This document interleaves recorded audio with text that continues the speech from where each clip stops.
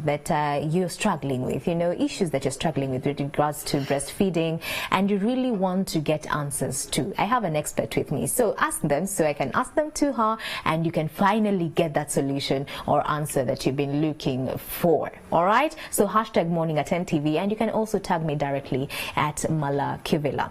All right? So let's kick it off. Now, according to UNICEF statistics, about 60% of the world's total infants are missing out of recommended 6 months exclusive breastfeeding. That is why here on Morning at NTV we have dedicated this week to raising awareness about the importance of breastfeeding. The World Breastfeeding Week is celebrated every year from the 1st to the 7th of August to encourage breastfeeding and improve the health of babies around the world. And of course, Uganda is no exception. Experts say breastfeeding decreases the risk of mothers developing breast cancer, ovarian cancer, type 2 diabetes, and heart disease. Yes. So it was first observed World Alliance for Action and is now more than 120 UNICEF, pretty much, WHO, and including governments as well. Now, the theme for 2019 Breastfeeding Parents is enable objective of these parents about the exclusive months, because it benefits it benefits the child and the mother as well. So this morning we are not just having a nutritionist but also an expert. Yes, Miss Pamela Chihembo Niwagaba. She is a lactation expert and also a nutritionist. So she will be helping us to understand why it is important to breastfeed and also get to answer all your questions with regards to breastfeeding and nutrition as well. And I have her here with me. Thank you so much for making time. Welcome. And you're welcome to Morning at NTV. Thank you so much for hosting me. You're welcome. So breastfeeding. Yes, breastfeeding. It's a touchy conversation. Most women actually shy of talking about it until they give birth. Yes. And you realize that wherever you go, provided you have this baby, you just have to put the shame away and answer to this call of this baby and just breastfeed, right? Yes. So let's talk about breastfeeding, and I think it starts from even before giving birth. Yes. With regards to how you should carry yourself as a mother, how you need to prepare your, 2 girls to be ready for this particular task that is coming ahead, and also nutrition. Talk to us about that before giving even birth, when you're pregnant.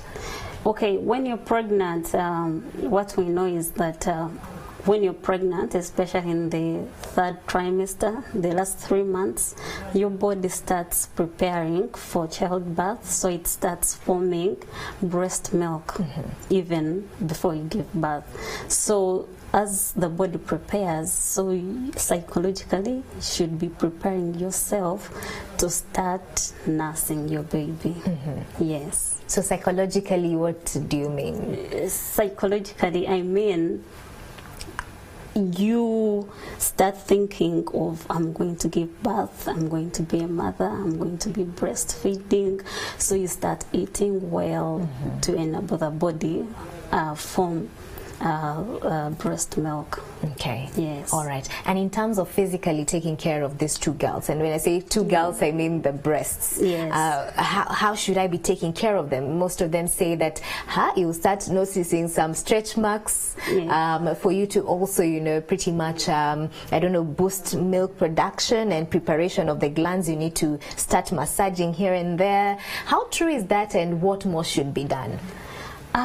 Really, you can't do anything physically to stimulate breast milk before you give birth. Yes, when you're pregnant, your breasts increase in preparation for the baby, so you get stretch marks. It's a physical change that happens to the body, but you can't do anything physical to stimulate breast milk before you give birth. All right. Yes. And they always say that it's the baby's latch that will actually stimulate. Exactly. Okay. Yes. All right. And before we actually get into now after giving birth, yes. Is it normal? Because I hear many women in different circles saying that before I even gave birth, well, I was pregnant, but before I even gave birth, my breast started, leaking or producing milk.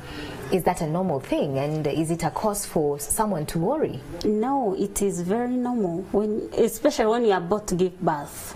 Sometimes your breasts start, actually, if you press your breasts, you see breast milk coming. Yeah. Yes, so it is very normal. It is nothing to worry about.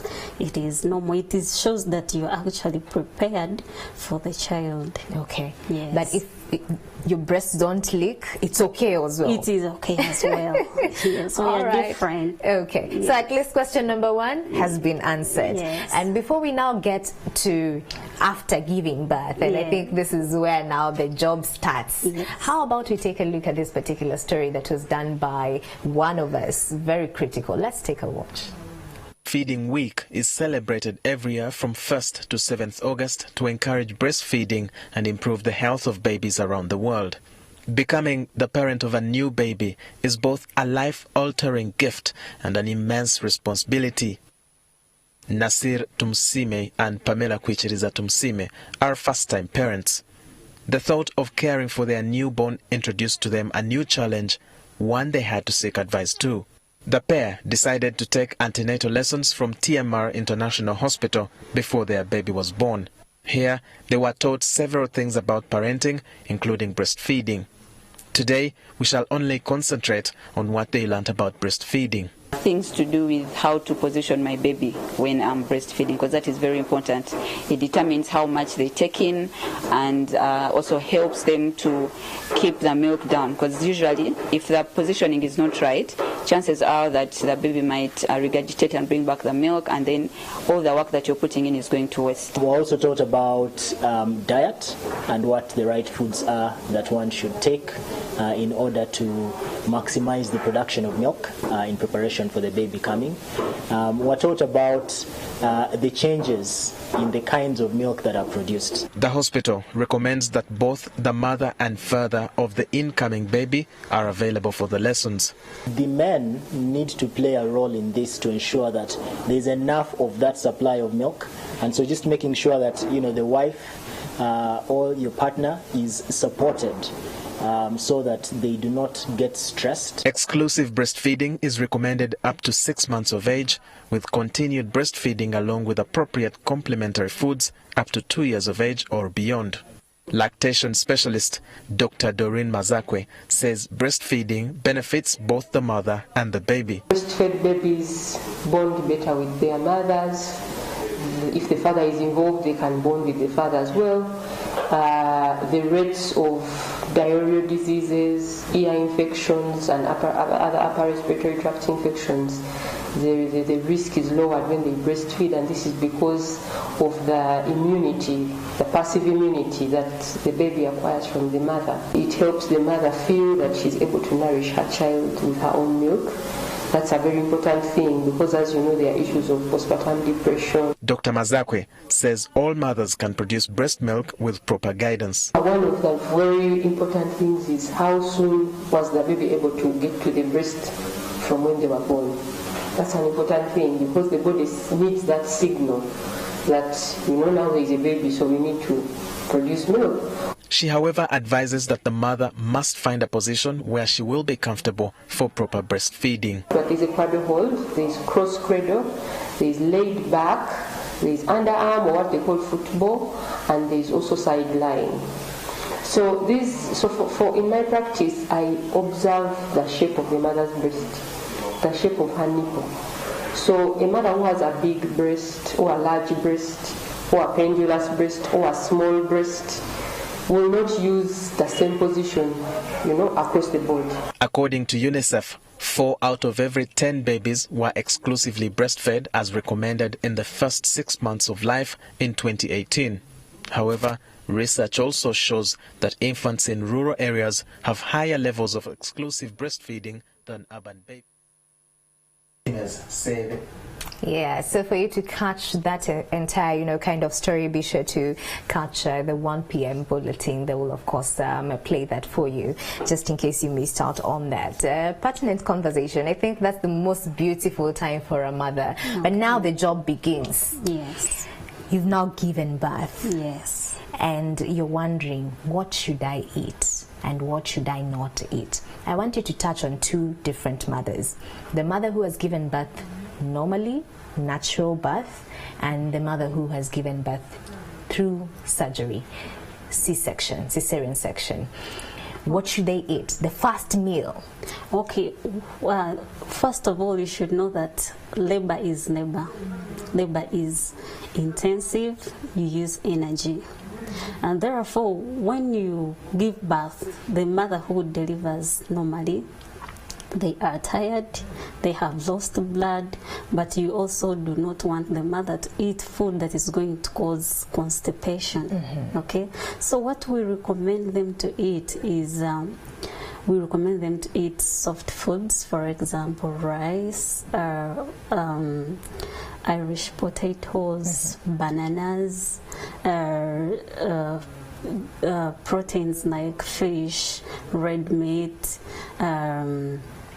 Then you should also eat fruits that have what we call laxative effective food that is going to prevent the body from that is going to prevent constipation. For example, avocados, ripe bananas, ripe pawpaws. Yes, that's what they should eat as a first meal. That's for the mother who has given birth normally. Yes. C-section mother. Yes. Now, C-section mothers are always advised to start eating 8 hours after giving birth. Yeah. Yeah. So I delivered by C-section. Okay. So they told me to first feel gas in my stomach. After feeling gas, then you're advised to start with liquids.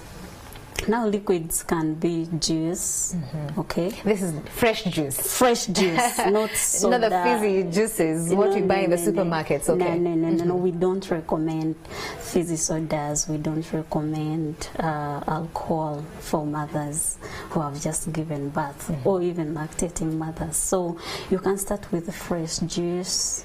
Yes, then after a while, like after 2 hours, you can have a soft meal. Okay, of course, C-section is C-section. Yes. It is painful. Okay, so these soft foods, they are the same.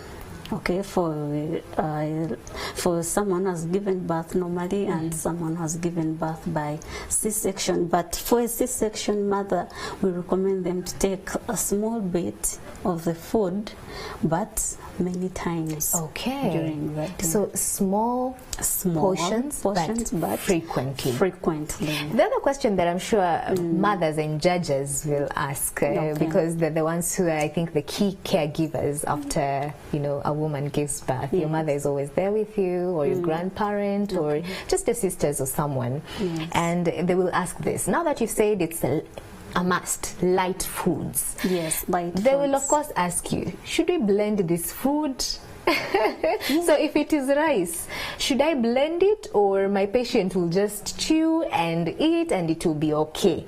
So in what form should this food be in? Okay, it depends on the mother's condition. Okay. If she's able to chew food, then she can chew the food. If she's not able to chew the food, then you can blend it. It is, either way is okay. Yes. Right. Yes. Okay. Yes. So we've already sorted out that nutrition bit, because for you to be able to breastfeed, you also need to have that energy. Yes. So another thing that I would like to share is mothers should avoid foods that bring gas. For example, cabbages, spinach. We have already talked about sodas. Yeah. So this gas interferes with digestion, and they can get complications. And these complications, of course, when you give birth, there is some degree of damage, and you don't want to interfere with the digestion, and then you end up with constipation and it is hard, my dear, if you're a C-section and you get constipation. Yeah. So you should also avoid hard foods like potatoes, millet, posho. Yes. So those are no-go zones, right? Yeah, until after some days. Okay. Yes. All right. And you talked about gas, and there's a lot of stories and myths going around with regards to beans and foods in that family. Yes. So is it an okay kind of food to take immediately after giving birth, or you need to avoid, especially now that many think that it's associated with gas? Is it true? I would not recommend someone to eat beans or peas immediately after giving birth. Yes, I would not. Does it cause gas as well? We are different. Some people it might cause gas, others it might not. But me personally, I would avoid beans. Okay. I would avoid food that is associated with gas. All right. Yes. Okay. So we're done with the nutrition. The first thing you should eat. I think we've already tackled that. Now you have the answers. Yes. Now the job begins. Yes. You've already taken that rest that you so much need. Yes. You've already taken your first meal. Yes. And the nurse now taps you. Maybe you're sleeping and tells you it's time for you to start bonding with your child. And they tell you it's time for you. The child is hungry. You've eaten. The child also needs to get their meal. We're talking about breast milk. Okay. Now the duty starts. Yes. Talk to us about that. What should a mother do at that point in time? And especially for first-time mothers, they really don't know what to do. Yeah, they do. They don't. I would say that when you give birth, we recommend that you put the child on the breast within the first hour of delivery, even before you eat. We don't wait for you to eat. Even before you eat? No. Why is that? Yeah, because early initiation of the child to the breast creates bonding, and it stimulates the brain to start making breast milk. So if you delay, the child might refuse the breast, okay? And there is delayed production of breast milk. So yes, so we don't wait for it to eat. And if you can, eat quickly. If you feel like you're really, because I'll tell you, and it's not easy. After giving birth, you feel like you want to just pass out. Okay. So you're saying it's critical. Whatever you have to do, do within one hour. Yes. 1 hour of delivery. Put the child on the breast, stimulate the breast to start forming breast milk, stimulate the child. We call it the rotting reflex. The child, if the child has a rotting reflex, if they can breastfeed, then put the child on the breast as soon as you can. Yes. Wow. Yes. So what you say that if you delay, if you take more than 1 hour, it also delays your production of milk and also affects the baby as well. Yes. Hey, okay, many didn't know that. Yes. Because most will say that, I'm tired, just give the child formula or something. Actually, I've seen, especially in private hospitals, when mothers give birth, I've seen it. They ask, where is formula? You understand? Yeah. Actually, some mothers even prepare, they buy formula when they're still pregnant. Yes. Yes, they take it to hospital. So, and when you give birth, first of all, the breasts don't produce breast milk immediately. For like the first 3 days, my breast milk started flowing after 3 days. The child cries, you almost pass out, you don't sleep, you get irritated, you hate yourself, you hate the child. But what we recommend is put the child on the breast, stimulate the breasts to start forming breast milk.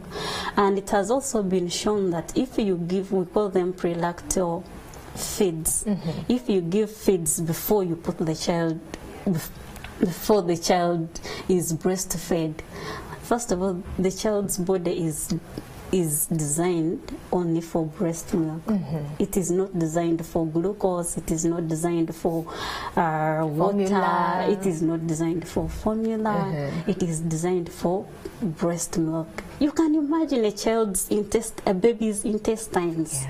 You understand? Yeah. So, and how do you and these feeds are prepared in a cup, so they are likely to cause infection to the child. Right. Then it has also been proven that these pre-lacto feeds also cause infections and allergies to the child, and they interfere with the child's suckling. You can imagine if you give the child glucose, they are satisfied.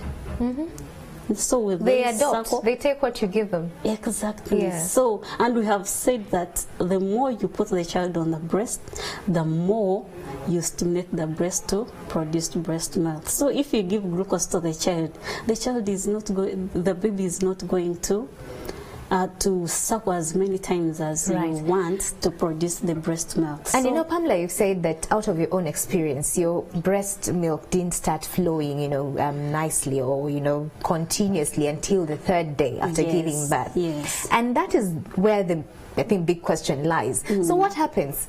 In between those 3 days, the child also has to feed. And if your breasts are not producing any milk, what next? If formula is a no-go zone, what do we do? It's a no-go zone. You don't do anything. You put the child on the breast. I put my child on the breasts until the 3rd day when the milk started flowing. But if the child is hungry? Yes, the child is hungry. She will cry over and over again, but the breast milk will come. Just put the baby on the breast. Okay. If they cannot suck well, then you can squeeze into their mouth, or you can express the little breast milk that is there and you give by a cup. All right. Yes. Pamela, we hear but you. We don't give anything to the child. Okay. Until the milk comes. Yes. But if it's a special issue where now the breast is actually not producing any milk, it's okay. Now doctors will advise further. Yeah. Okay. Yeah. All of course, if it's too much, then if you're in hospital, the doctors will advise you. Okay. Further. All right. Yes. Let's talk about, you keep on saying putting the child on the breast, putting the child on the breast. But that's a hard task, and I think it's an art that many don't master, especially first-time mothers. The latching bit. Many think that just putting, you know, the child's mouth touching the nipple is enough. What is latching? Okay. It's a term that is just thrown left, right, center, but we don't understand. What is proper latching? Okay, actually we call it attachment of the child, of the baby to the breast. There are indicators that you are putting the baby properly on the breast. First of all, when you put the baby on the breast, we have the black parts of the breast. We call it the areola. Yes. That's where the breast milk is stored. So you make sure that at least 3/4 of the areola is in the baby's mouth. Then the baby's lower lip should be rolled outside. Okay. Then the upper lip should be like pouting. Yes. And then the chin, the baby's chin should be touching the breast, and the baby should be facing you, and then your hands should be touching the baby's bottom, and the baby's head should be on your arm like this. So that is what we call attachment. And if you're not attaching well, then and the baby is suckling the nipple, in the nipple there is no breast milk. It's in the areola. It's in the areola. Hey. So these babies usually cry because they are not getting the breast milk. They get fussy. Then you're stressed. I'm not producing enough breast milk. I'm not producing enough breast milk. My baby is crying all the time.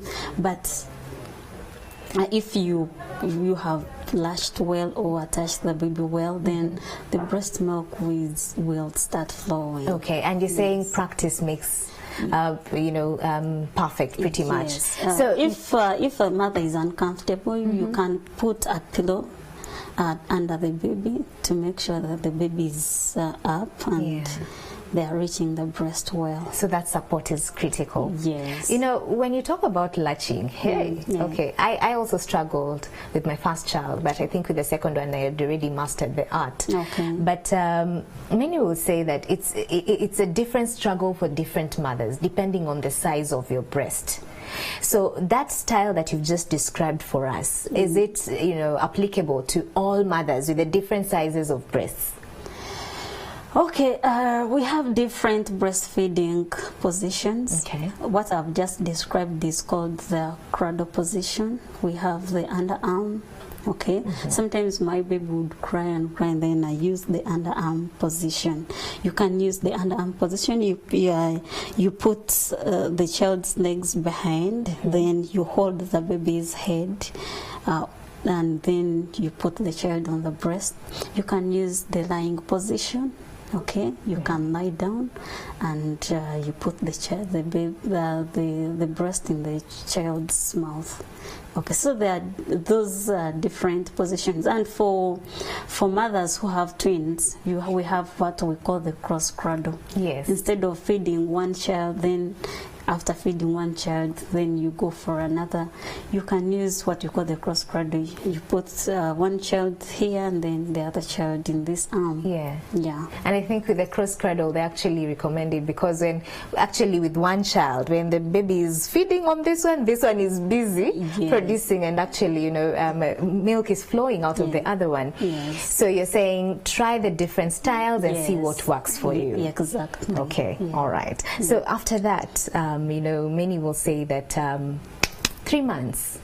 But of course, we also get into the issues when it comes to breastfeeding, conditions that come with, you know, the nipple, sore nipples, breast engorgement, and all these other issues. Can we first talk about that before we get into now after 3 months? How do you avoid that? Is it avoidable when it comes to sore nipples? I'll tell you what, I have girlfriends, and most of them will say breastfeeding, never again. Even others have actually sworn that they won't have another baby just because of the nasty experience with, you know, sore nipples and all the other conditions. So what are these conditions, and can they be avoided?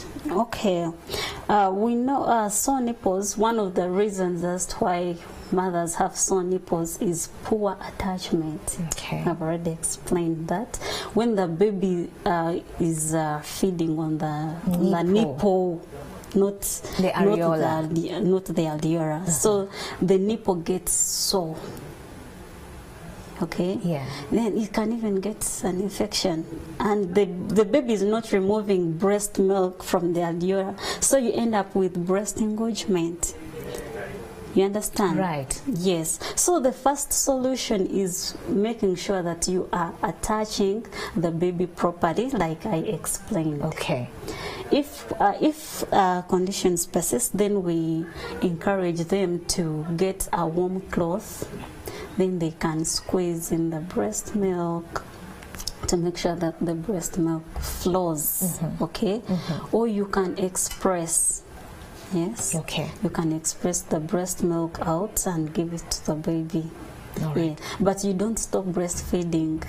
Yes, because when you stop, the problem persists, and the breasts stop making breast milk. Yeah. So, but find help. Yes. Find help. Yes. If symptoms persist, then you go to the hospital. Okay. They use an injection to remove the breast milk and open the ducts. Yeah, yes. But it shouldn't get to that point. You need to be very keen enough with your body. Yes, get you to can know what end you feel. up with what we call mastitis. Yeah. Yes. Ooh, and you don't want to get to that actually. So make sure that you're touching the baby properly. Okay. Then if it doesn't work out, then you can use a warm cloth to take out the breast milk. All right. Yes. Let's talk about nutrition of both the mother and the baby after 3 months, where many mothers have to go back to work. Yes. I want you to touch on that, especially now that you mentioned breast pumping of the milk. Many of us do that. I did that. But there's the hygiene factor, which is quite critical, and also the nutritional bit for you, the mother, and also the child. So it's 3 months. I have to go back to work. Remember, we are always told that you have to exclusively breastfeed for 6 months. without giving this child any other thing. No water, no glucose, nothing. Just breast milk. How do we plan for that? Okay, what I always advise mothers is you don't have time for the baby during the day. So one thing you should do is that make sure that at night breastfeed as many times as you can. Then we also encourage mothers, because you cannot produce breast milk if you are not eating well. So we advise them to eat at least 3 meals a day, including 2 snacks. Okay. Drink as much as you can. Okay. And in the morning, you can express. I've seen people who can express up to 250 mils. Yes. A day. Yes. And breast milk can stay at room temperature for 12 hours. So you can put it, you can keep it at home. You don't need a fridge to keep breast milk. You understand? Right. Yes, but you make sure that the bottles you're using, all the cups, are hygienically prepared. Now, we do not encourage boiling. Most people boil the bottles. The bottles. No. Yeah. No, you boil water and wash the bottles. With what? With hot water. Only? Hot boiled water. No soap? With soap, of course. Which type of soap? Because many also say that, oh, solid soap will, not come out completely. They recommend liquid soap. Is that true? No, it's not true. All right. Yes, you need hot water and soap, and then wash. Do not boil. Okay. The bottles. But we also don't encourage giving giving babies anything using bottles, all these bottles with nipples. Yes. No, we don't. Use a spoon? Use a cup, use a spoon. What? Yes. Okay. All right, mothers, now you're hearing. I hope you're taking notes. So even if you have to go back to work, you've already expressed your milk, you've pumped it, it's ready there, the caregiver knows. So number one, make sure that you train them on how to clean the utensils for the baby. Yes. Number two, they should not use what you're seeing on your screen right now. Either use a spoon or directly use a cup. Yes. What happens? Are you saying that what you're seeing right now on our screens will cause what we always say, nipple confusion? Yes. Okay. One, it is nipple confusion. Two, they are very hard to clean. Yes, they're hard to clean. You don't know if these things are, you look at the upper part. Yeah. You understand? Yeah. Milk can stay there. Milk can stay there, and then it gets bad, and then it causes an infection to the baby. All right. Yes. So we don't encourage pacifiers. So now we know. And no pacifiers. Oh, those wow. are the pacifiers. Yeah, and the other pacifiers just to calm the baby without producing anything. We call them fancy, but they're not advisable. No, they're all right. Okay. So as you bring this to up, Pamela, what other things should mothers know? We're running out of time. I wish you could have just all the time to break this down. Let's talk about one critical thing as you wrap this up, colostrum, and why you're really emphasizing that it's important for the mother to breastfeed the child within the first hour after giving birth. What's that critical bit? There's that yellow thing that comes out. Exactly. Talk about that as you wrap this up. Okay. Colostrum, you have already said it. It's the first milk that comes out. It's the yellow thick milk. It is yellow because it is rich in vitamin A. This milk, the first milk, is rich in what we call antibodies. So it protects the child from infections and allergies. It also helps the child pass the first stool. Yes. Yes. It also helps the child's intestines to grow. Okay. It also helps you see, when you give birth, sometimes the babies get yellowing of the skin. Yeah, so jaundice. They get jaundice. So there is something that we call bilirubin that causes the yellowing of the skin. So it helps to clear that bilirubin. Okay, so make sure that the baby doesn't miss out on that. No. And don't look at it like you need to wipe it out. Let the baby suckle that. Yes. All right, thank you so much, Pamela, for coming through. Welcome. I think next time what you will do, especially when it comes to utensils, because I know that's where the hurdle is for many mothers when they have to go back to work. We'll come here, you show us how to, you know, clean these utensils and all the other things that we need to know as breastfeeding mothers. Thank you so much for making time. Welcome. All right, so that was Pamela Niwagabash. She is a lactation expert and also a nutritionist, here to answer all your questions. Thank you so much for asking them. Keep them coming. She will look at them, and also that will inform our next episode with regards to breastfeeding. At this point in time, we want to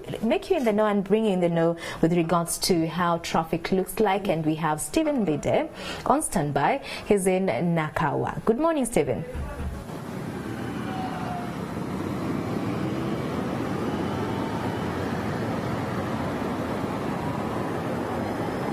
Good morning to you, Mala. Thank you. Yes, indeed, this is Nakawa, just at the turn towards the Port Bay Road, linking you towards Bugorobi, Kitintale, Luzira, as well as Mutungo. And for those heading towards the city, just to know that this is Lugogo, down after just these traffic lights of Lugogo. While those coming from the city direction, just to know that as you drive towards Wuma Showgrounds, you're going to be held there for something not beyond 5 minutes of your waiting time. But soon after crossing these traffic lights, just know that there is a very heavy bumper-to-bumper traffic jam. Usually it's the other way around, where people coming from the Ginger Road side are the ones held in too much traffic jam.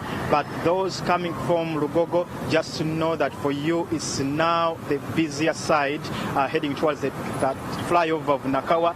That's just opposite Shell Nakawa. As you drive towards the stretcher junction of Nakawa, that's where you're going to be finding this very busy bumper-to-bumper traffic jam. This is not going to be something less than 15 to 20 or 25 minutes between Lugogo at the shopping mall as you drive towards the stretcher. But the good thing for you who is heading towards the other side of Mutinda, as you drive towards the Lugogo traffic lights, you can branch off and then use the Lugogo bypass. From Lugogo bypass, you can then use Naguru Drive, or you can proceed towards the Chira Road roundabout, or the traffic lights there near the police station, and then you can continue with your way towards Ntinda side. If you know you're coming from that side of Ntinda still, and you know you're heading towards the city direction, just know that also as you drive towards the Kembabas or Uganda Police Headquarters, that's where you also be finding the heavy traffic jam. But after crossing the traffic lights, then just know heading towards the city, less of congestion. This is the traffic update coming to you live from Nakawa with me, Stephen Mbide, here on location, wishing you a safe journey and a good day. Bye-bye for now.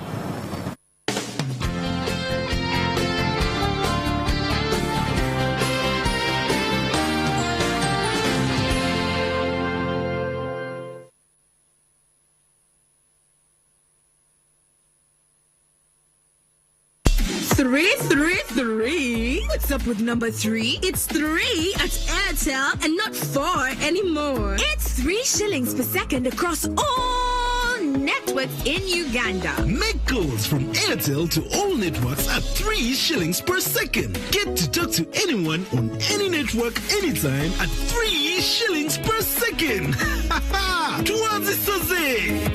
Airtel, the smartphone network. Airtel is regulated